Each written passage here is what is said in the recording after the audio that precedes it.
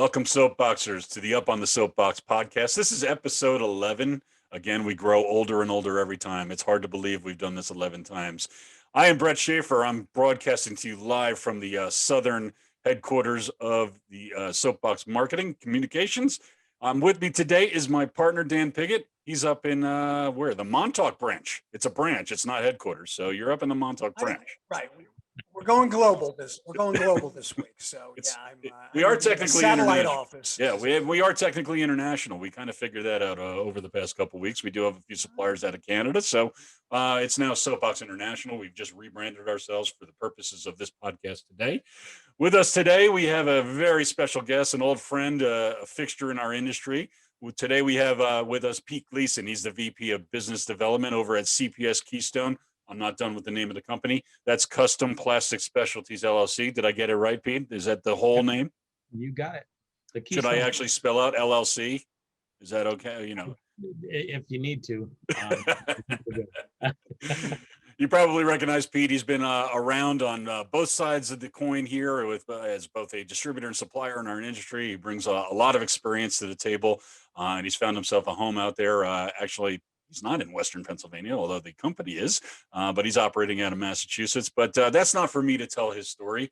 Pete, what's going on, man? Thanks for coming by. We appreciate having you on the Soapbox. We'd love to hear about you, your story, anything you want to share with the audience today. The platform is yours. Thanks for having me. I appreciate it, and actually really appreciate the Soapbox forum. It's been a really awesome addition to our marketing mix. So thanks for letting us be a part of it. I don't know. What do I tell people about me? As you said, yes, I've kind of had a little bit of a experience on both sides of the industry. I think I am now in my 34th year in the industry, and pretty evenly balanced between distributor side and supplier side. I actually started out. This all goes back to a Rotary meeting in Western Massachusetts, and a good friend of mine, Skip Hammond, who's my mentor, God rest his soul, came up to me and he says, "I'm thinking about starting a new division of my business. And would you be interested in coming to a show with me and seeing if it's anything that makes sense for you?" And it was funny. 34 years ago, we went down to Framingham, Massachusetts, and attended I don't know if it was NERA back then, but it was a rep show, and met Steve Almeida and took a tour and decided, maybe I would give this a try. So, not knowing anything, came on board, ordered a mailing list from ASI, and sent out a request for a catalog from everybody in the industry. About 3,000 catalogs later, it was funny. I had this little room that was about 8 by 8, and it was more catalogs than anything else. But kind of got a crash course. Developed the distributorship for him. And very early on got involved in the New England Association and actually made some contacts there. And then another very good friend of mine, Michael Woody, came along and asked me if I might be interested in joining the quill company. And that's where I jumped over the supplier side. And fast forward, one more jump back, when my kids were little and I got sick and tired of being on airplanes, I came back and bought the distributorship that I helped start the part, and worked it with my wife for about 7 or 8 years. And then sadly had some pretty monumental events in my life, and lost my wife, and decided that when all the dust settled, that I wanted to get back on the supplier side. And so very long time friend and associates, Mary Beth Sanford and Chuck Sanford, asked me to come on board over at Bag Makers, and that started my supplier side again, which continues this day. 5 years ago, I left Bag Makers and went over to CPS Keystone, and about 4 years ago became a partner. So I think I found my final place that we're going to be. So pardon me. What's the biggest difference between working the two sides of the fence? I mean, is there something that jumps out as being innately different between the two? I think people always ask me that, and I thought I was being original.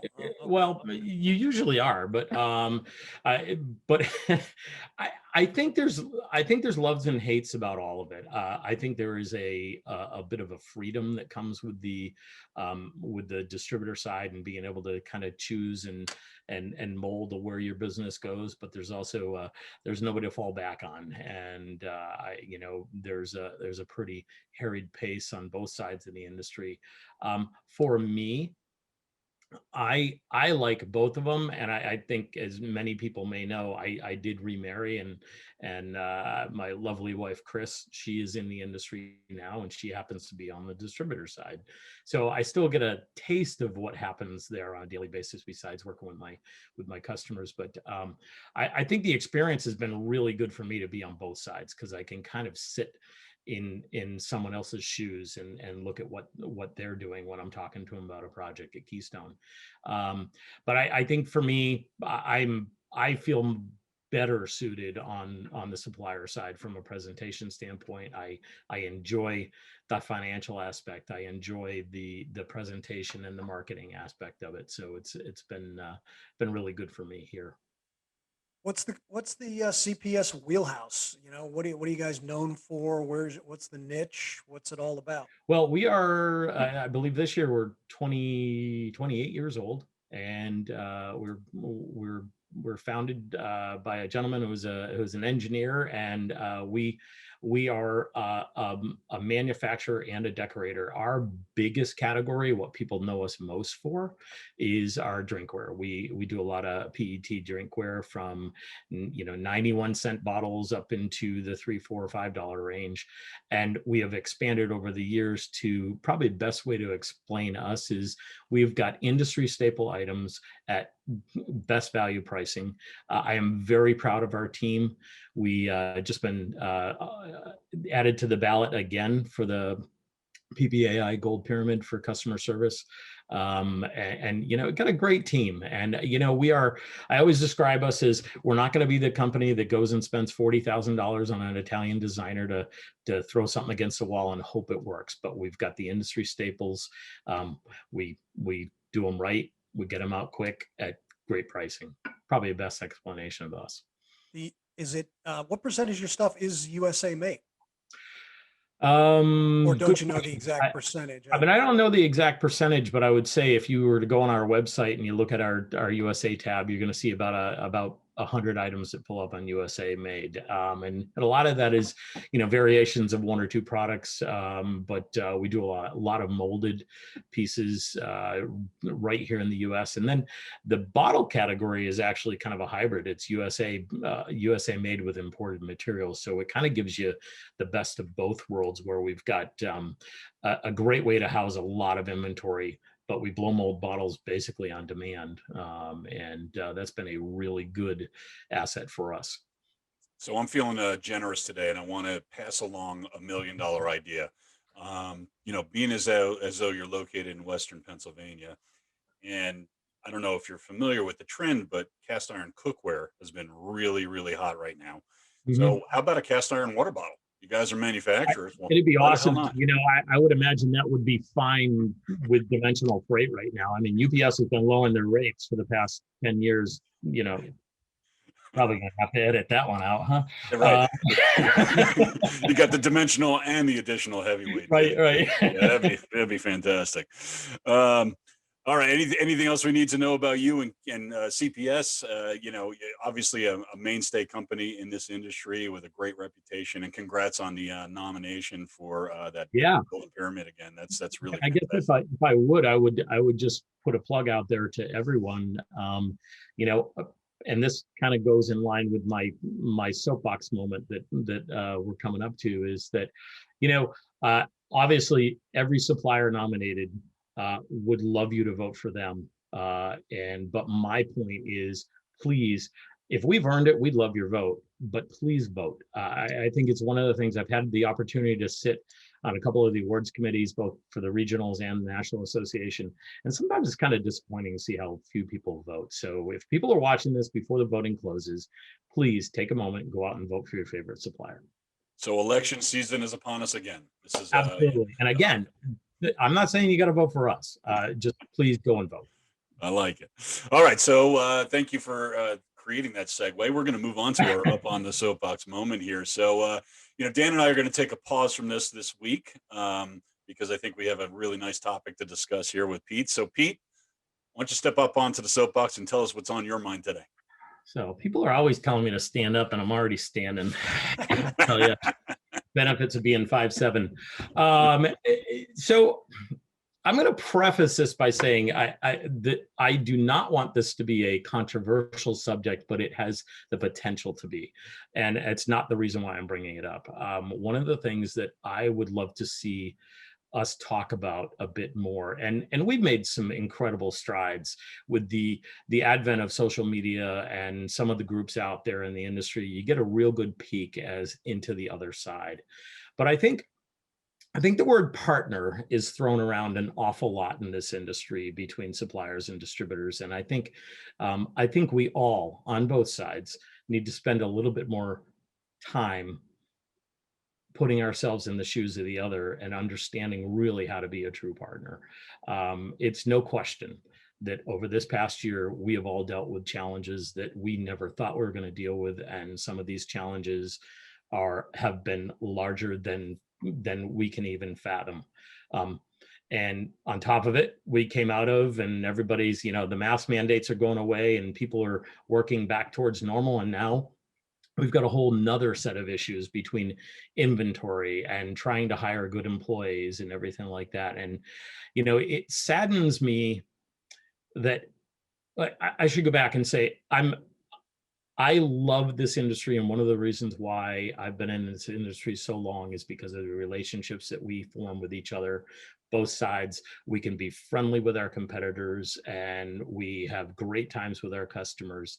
And that's the core of this industry. And it's, back in 2008, I contemplated leaving the industry, and I couldn't do it. And I'm glad I didn't. But on the flip side, I think we have a tendency to be pretty harsh on each other at times, and I think again, right now, I think is a perfect time for us all to sit back and say, I see a couple of these forums out there. There was a post the other day about, hey, so-and-so's not doing a good job for me right now. And so-and-so's not doing a good job for me right now. And somebody came in and said, we ought to list the name of all these suppliers that aren't doing a good job, so we could all boycott them. Or that's a bad word, but and that really bothered me. What I loved about it was suppliers and distributors alike jumped up on that forum and said, no, wait a minute. You might have had a bad experience, but the next person had an incredibly good experience with that supplier right now. And so based on your individual experience, we shouldn't be calling people out in public forums and throwing them under the bus. And what I thought was really good about that particular post is there was a lot of education that came along with it. And that kind of brings me back to my point with me getting up on the soapbox and talking about partnering, and even more so than partnering, there's a step that comes before partnering, and that is getting to understand the other side. I think a perfectly good example is if you're a distributor.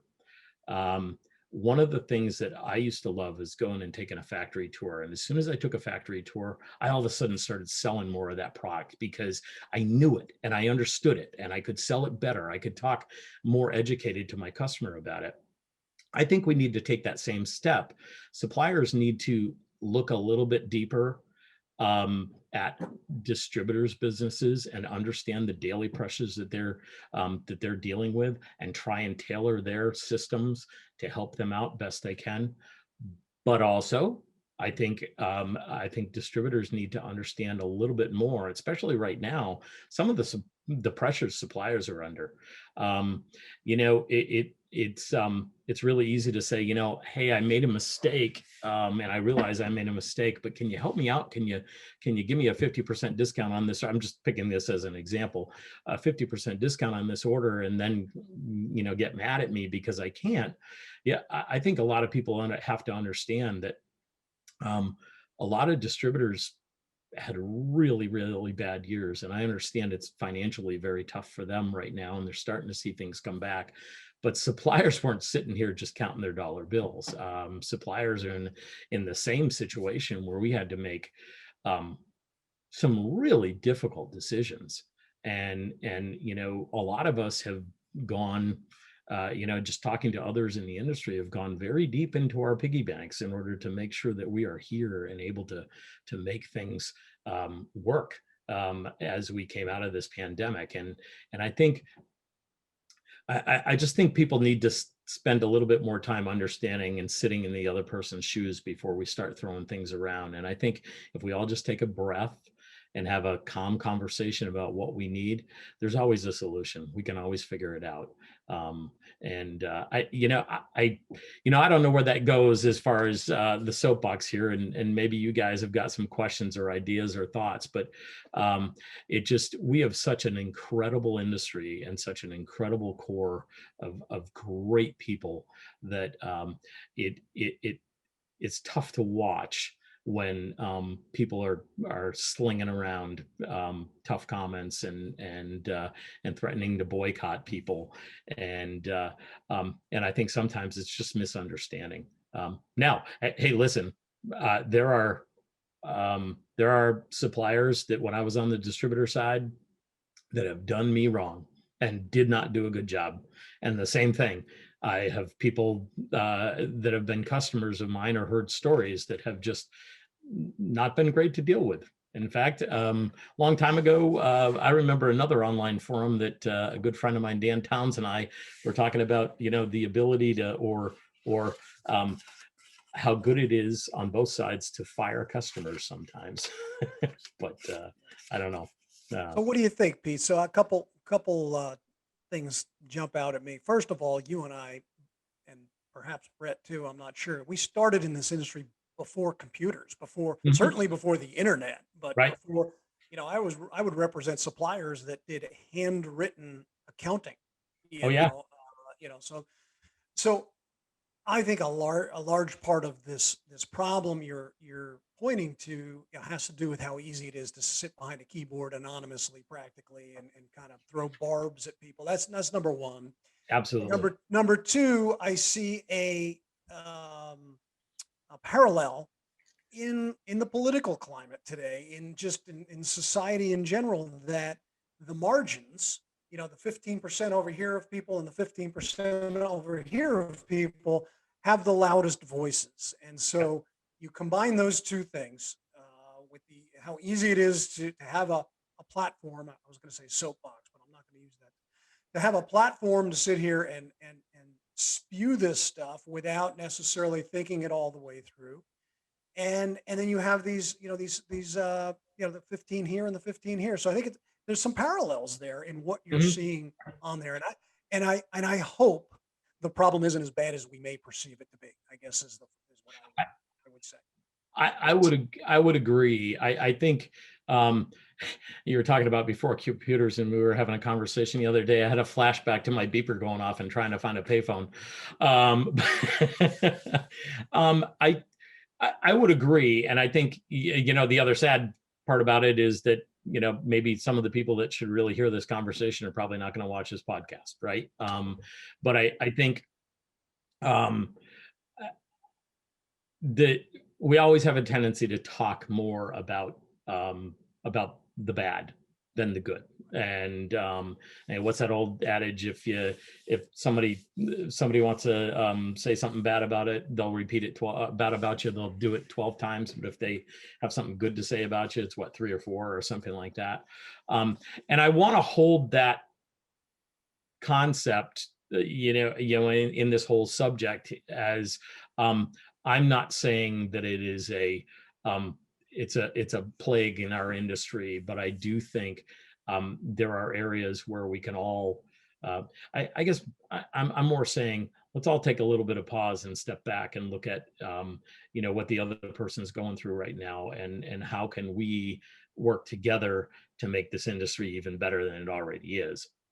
Uh, It seems to me, and I'll get on a little mini soapbox here, next to your soapbox, but you know, having worked as a multi-line rep for 26 years and been in, a billion distributor offices and had those conversations and kind of understood where they were coming from with their pressures that they face with, in terms of answering to their end users and then but working on behalf of manufacturing companies and suppliers, kind of walked between that line. I think I would make this statement. I think that suppliers, from my experience, seem to have a broader picture of our industry than the distributors, and the distributors are more concerned with the immediacy of satisfying a demanding end user account than kind of taking into account all that goes into producing that order. And that's so I'm kind of throwing fire on gasoline on your fire here a little bit to some extent, and making a statement that that's what I've noticed. When you see these conversations in the groups that you're talking about online, there's a very distributor centric tone to Mhm. I Mhm. I find to all of it. Almost as if uh, the other side just is doesn't really sort of come into the equation. That's how I see it. Not all the time. I'm generalizing, but I do see that probably more often on the distributor side than I do on the supplier side. That makes sense to you? I think there's a Yeah. concern on the supplier side for about alienating any potential customers. So I think suppliers kind of sit back in the wings, watch things unfold, and let somebody else make the initial, shot, salvo, if you will, and then Yeah, hop I on board mean, to that. and there's your few that are in there all the time and not afraid to stir it up a little bit. But I think, yeah, you do have to be, in a position like mine, or any supplier, you have to be kind of careful where you pick your battles. And that's why you know, I hesitated to bring this whole subject up because, I'm trying to speak in generalities.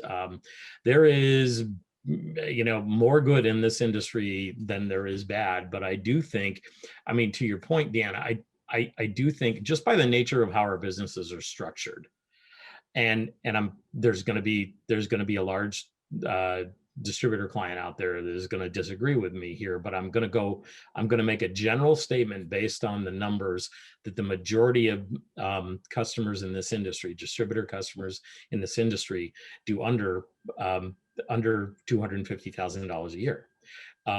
There are some large distributors that totally understand the business better than I do, but I think, for the most part, suppliers get maybe a little bit broader picture of the whole operational aspect of the industry, because of the variety of people they deal with, the variety of business, and maybe because of their size. But again, I think my point in that is that I think we all have to understand that there's a lot of different people in this industry, and they're all successful. And a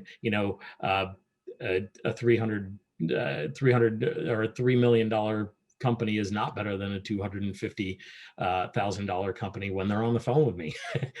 I mean, we have to all understand. But I think it's a little bit more challenging for smaller distributors who are in the heat of the moment just trying to get something done, to understand that, I get, and I'm sure you guys all did, when you're on the supplier side, I get these questions about, I really need this to deliver tomorrow to my customer. Why can't you move the 17 orders in front of my order, to get mine out tomorrow? I mean, I'm the most important one right here now, and in logic that makes sense. But from a supplier perspective, um, I can't afford to honk off 17 other people because I just moved their order back in order to make your order happen. Will I do everything in my power in order to make it happen? Absolutely, yes. That's how we're designed. And my production manager, Jody, and his team, I have no idea how they do what they do on a day in, day out basis, the way we're moving around orders and things like that. But I just think, I think it's a little bit again, back to the understanding and people, and I think a lot of that comes from just having conversations, having good conversations with your supplier and distributor peers to learn more about their business. And I was gonna ask you at the end of the day here to kind of wrap up this topic is, what is the first step? What are the steps to get to where you're saying? And you just alluded to it there. You sort of gave me the answer. It's the conversations. And you look around the industry and the people that I have come to admire over the past 15 years, let's say just 20 years in the internet age in our industry, are the folks like up there at like Promo Kitchen, yeah, who great. are promoting, transparency. Yep. When I started in this industry, I would go in for a sales meeting to a distributorship and meet with the owner. He or she, mostly it was he back then, would not let me speak to his salespeople. Right. That's how meetings went, right? You might remember that. And well, they'd hide the industry publications because there are ads in the back of that. Right. Exactly. Correct. I mean, so it sounds like so foreign to people that are coming into the industry over the last 5 or 10 years. But if and it was kind of rare, if there was a rebate, if there was some sort of special pricing or something, the owner would put that in their pocket and not even pass it along to their own distributor salespeople. So this is a whole different era. And anyway, Yeah. my point being, without blabbing on too much, is I love one of the nicest developments about this industry recently is this whole trend towards transparency. And I think, Pete, that is the beginning of this understanding that you're referring to. Yeah. Well, and I think so. I think it also, with some of the, I think Paul Bellanton used to use the word aggregators. And, I think it's one of the reasons why you are seeing, some of the larger companies get larger with, especially on the distributor side, is that they understand that they're able to understand the business better. They're bringing the best things to the table for the people that come on board with them. And I think some of them are doing a really great job promoting, the actual partnering aspect. So you asked me a question about what's the next step. I would just personally say, now this is something I was taught and something that I do all the time. And I just had an issue with an order that kind of, it got canceled. And when it was a big order and it was for one of my big customers. And I was kind of bothered by it because we're midstream in it. And I'm like scratching my head, like, how did this go south? And I think we did everything that we could have done to save this. Turns out that it was the end user that got wonky on the distributor. And I think as suppliers, we have to understand that a whole lot more, that sometimes they're handcuffed. Our customers are handcuffed by their customer. And, we live in this fast-paced world where FedEx can get it to you tomorrow. Amazon can get it to you tomorrow. So why can't we? And so anyways, going back to this, at the end, I've made it a kind of a policy of mine that I always go back and do a little bit of like a SWOT analysis. And I called the customer. I said, could we have done anything different here? And I think it's as simple as that. When things go a little haywire or get a little bit crazy, for all of us to sit back and just say, how could I have done this better? How can I be a better partner for you? Could I have done something that could have helped us avoid this situation? And oftentimes it's, and in the case of this one, it was, nope, it was all on us, Pete, sorry. And I'm okay with that. But I think we need to be able to take a breath, slow down a little bit, and just do a little bit of that SWOT analysis when things don't go exactly the way we think they should.